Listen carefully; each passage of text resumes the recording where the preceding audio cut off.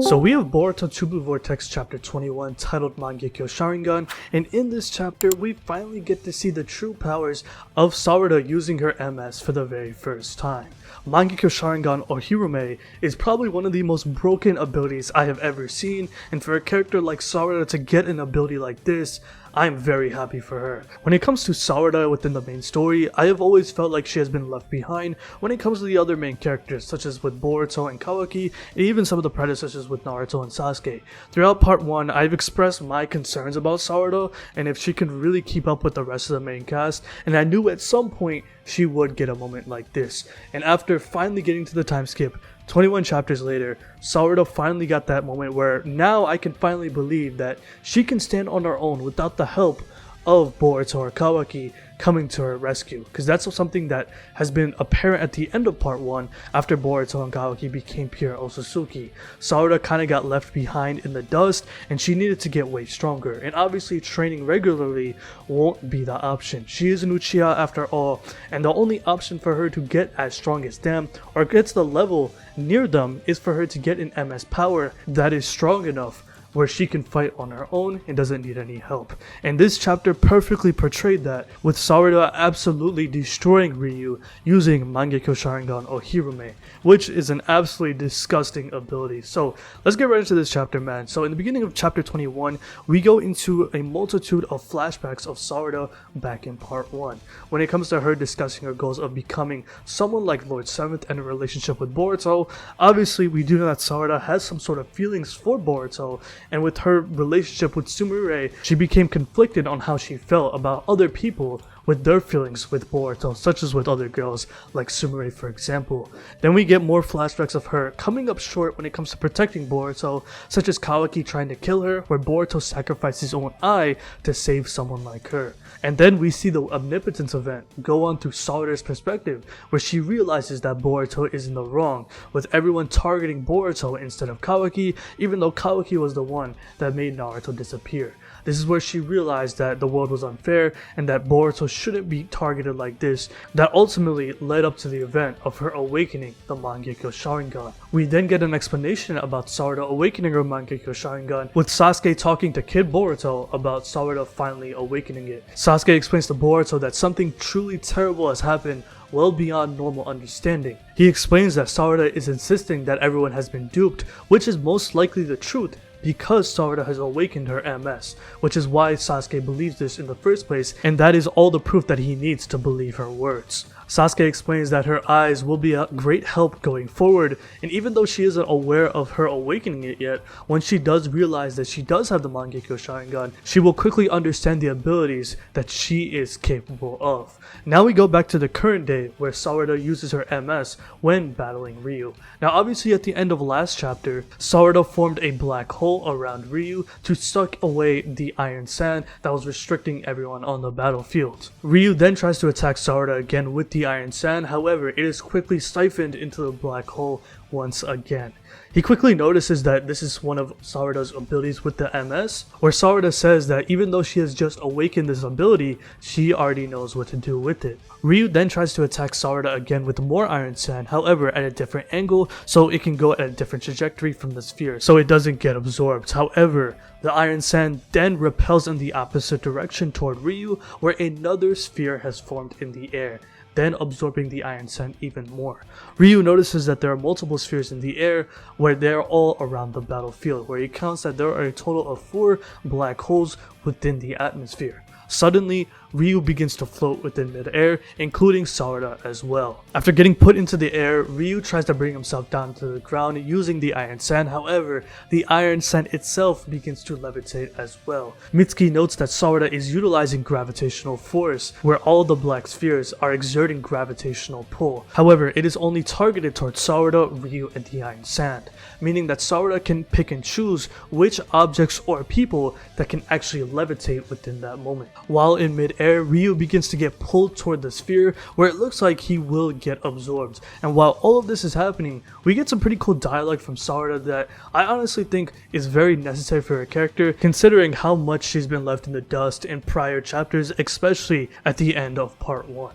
She explains that her goal of becoming Hokage felt so out of reach because she has never been strong enough to stop all the calamities from happening. From Otsutsuki invading like Momoshiki and then Ishiki, dealing with Kara members, and eventually with the Omnipotence event where Boruto was targeted and wrongly framed for killing Naruto. Sarada had no power to stop any of this, where she admits that she was scared to admit how weak she was during these moments, so instead she shied away from it. She says that she felt unsettled about Tsurume's feelings and her own feelings toward Boruto, which she ultimately rejected since she viewed it as a weakness. However, by also rejecting those feelings, she also rejected the power that was hiding inside of her. And this was hinted at the end of last chapter before Yodo actually died after she was impaled by Ryu, by saying that she sensed that Sarada had a power that she hasn't truly revealed, and because she shied away from those feelings that she initially had, she was completely restricting herself when it comes to fighting some of these villains, hence why she has always felt like she always came short when it comes to stopping these calamities. Now in a situation like this against Ryu, she finally has the opportunity by not just accepting the feelings that she has for everyone else, but also accepting the hidden power that she always knew that she had. So in this scenario, with her awakening the MS, she finally reveals the power that she has as Ryu sends more iron sand towards her. Suddenly, another black sphere is behind Ryu, where it begins to absorb his entire body, as Ryu begins to feel the after effects of the pulling force that is getting stronger toward him. And all while this is happening, Sarada says that she's not looking away anymore, because if she runs from herself, she can't tackle the reality that's in front of her. She can't even save a single person, such as with Yodo dying. Ryu then tries to escape by pulling himself through the belts that are connected amongst all the Shinju. However, he quickly realizes that he can't even move a finger thanks to how strong the gravitational force is with all of these black spheres. Sarada then continues her monologue by saying if she wants to become Hokage, which is her dream after all, she needs to start by accepting herself and her true feelings around her. And this is where she reveals her true Mangekyou Sharingan ability, Mangekyou Sharingan ohirume. Ryu's body suddenly begins to convulge into the black sphere, where he begins to feel pain all around until his body is blown into bits, where all you can see is particles falling from the sky. Sarada has finally did it. She has finally caught a body on her own, and while she has had many great moments throughout the entirety of the Boruto anime and manga, I feel like this is her true calling card when it comes to her being amongst the top tiers in the series. I've been waiting for a moment like this, and while it took many years for Sarada to finally stand on her own without the need of some of these other characters, where even though she had some of these moments, we haven't seen a moment like this from Sarada, and I'm really glad that Sarada has an ability like this where she can stand on her own and fight the top tiers. I'm really happy that Kishimoto and Ikimoto executed on Sarada's ability.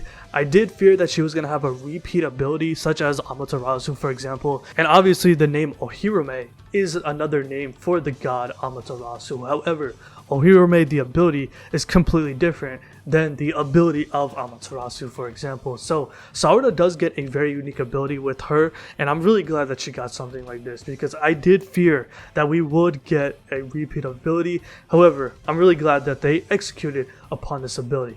Not only that, let's not forget, Sarada does have access to the Susanoo. She hasn't used it yet, so we will probably get that in future battles once that comes around. However, at this moment, Sarada has finally killed Ryu, where she quickly falls from the sky, deactivating her Sharingan due to the exhaustion that she exerted while using the MS for the very first time. Mitsuki notes that she has used up all of her chakra, and with Ryu finally defeated, a thorn bulb has finally formed, meaning that they can save Shinki, since he was devoured by one of the Shinjus earlier in this arc. We quickly jump to where Ada is speaking to Kashin Koji, where she tells Kashin Koji that Ryu was just defeated by Sarada's new power, which was something that was expected by Kashin Koji thanks to his prescience jutsu, something that he ultimately expected, which he even says that they have managed to achieve one of the most critical goals of this battle. Ada does confirm that Yodo was killed, which Koji even says it wasn't in vain, since her sacrifice was a major contributing factor to this outcome, which ultimately led to Sarada awakening her Mangekyou Sharingan and using the power of Ohirume. So, no matter what, Yodo basically had to be a sacrificial lamb. Boruto questions Koji if there was any other chance for Sarada to awaken her MS without anyone dying. However, Koji completely ignores this question by redirecting it toward Boruto by saying that if Boruto were to come to the battle battlefield, Sarada wouldn't have awakened her MS. And at this moment, Boruto quickly realizes that even though Koji has the prescience ability, he is not going to tell Boruto some of the information, since many characters could die. However, it is going to be beneficial toward the long-term goal of killing the Shinju, which means that some characters may die ultimately for this cause. Boruto then questions Koji about Konohamaru's fate, asking if he has any chance against Matsuri, where Koji once again deflects the question and tells Boruto that Jura is connected amongst all of the other Shinju through shared senses, meaning that if Boruto does appear in front of any of the Shinjus, such as with Matsuri, who is right now trying to kill Konohamaru, Jura will appear in a flash. And not only that, Koji outright states that Boruto has no chance against Jura, which will ultimately lead to Boruto's death. And according to Koji, thanks to his prescience ability, he has seen many permutations of this, all with the same ending, which will ultimately lead to Boruto's demise. We then jump to Matsuri and Konohamaru, where Matsuri has quickly gotten a hold of Konohamaru after Konohamaru failed to kill Matsuri last chapter. With Matsuri on the brink of killing Konohamaru, Boruto appears via Flying Raijin Jutsu, where he quickly takes out Matsuri within one swing of a sword via the Flying Raijin Jutsu, meaning that not only Ryu is dead in this chapter, but so is Matsuri. However, Kashin Koji becomes incredibly enraged because Boruto has ultimately ruined the plan. Yes, he has saved Konohamaru in this situation from dying, but now Jura knows where Boruto is. As what Kashin Koji said earlier, Jura is connected via all the Shinju through shared sense. And as we see in the final page of this chapter, even though Matsuri was cut up into pieces, through Matsuri's eyes, Jura is able to see Boruto through her body, meaning that Jura has finally tracked down Boruto and will come to the battlefield in the very next chapter. So this is where the chapter ends, and ultimately this is another banger chapter, man. Boruto 2 Vortex has been hitting since chapter 1.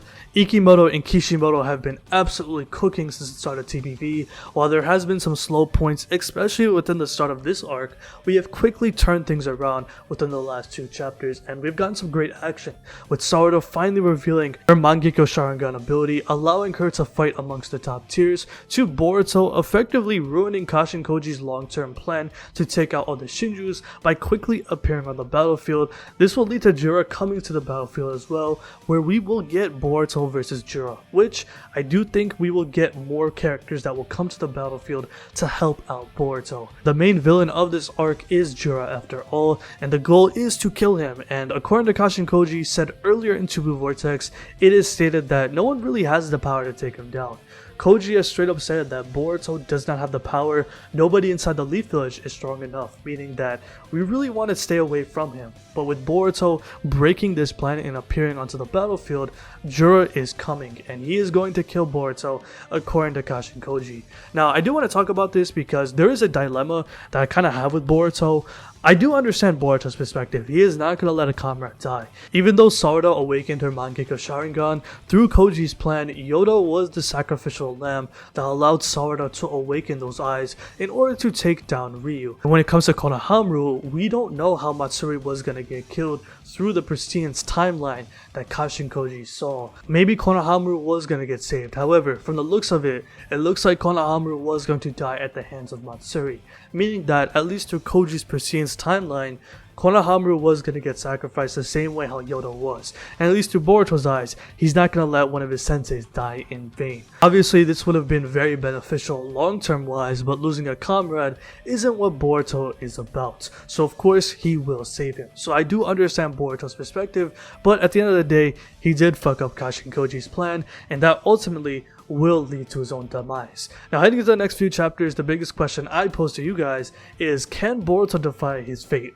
I'm going to make another video talking about that because Kashin Koji is the ultimate guy when it comes to information like this. When you have a character that has an ability like this, I just think you should just listen to him. Now, obviously, certain characters are going to die, and most likely Boruto's not going to let that happen, such as with Konohamaru. So I completely understand why Boruto did this. However, with Jura and Boruto most likely battling the next few chapters, with the way how Kashin Koji has been talking about Jura's overall power, this perfectly sets up for Momoshiki to finally make an appearance in Boruto 2 Vortex. If Kashin Koji is saying that Boruto will die against Jura, Momoshiki will do absolutely anything to keep his vessel alive. Earlier in Tubu Vortex, when Boruto was talking to Kawaki about Momoshiki, he revealed that Momoshiki has been completely quiet since the Omnipotence event, meaning that Momo is lurking somewhere ready to pounce whenever possible, and Boruto hasn't used his karma for that same exact reason, meaning that eventually I do think Momoshiki will take over Boruto's body, and I think the opportunity is coming in this battle against Jura.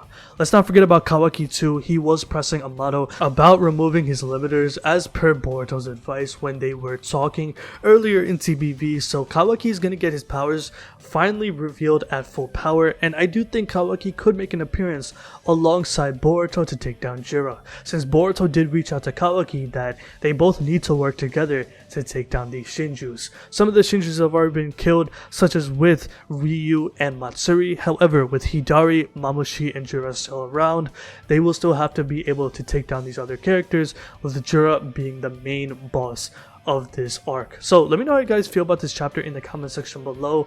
How do you feel about Sarada's new ability, Mangekyou Sharingan ohirume? How do you feel about this ability? And tell me, do you believe that Sarada is finally amongst the top tiers within this verse? I personally believe this is one of the most broken abilities I've ever seen, and I do think if she were to fight somebody like Kawaki one-on-one, she can definitely hold her own. So let me know how you guys feel about that in the comment section below. So if you like this video, hit that like button, subscribe, hit the bell as well, and have a good day.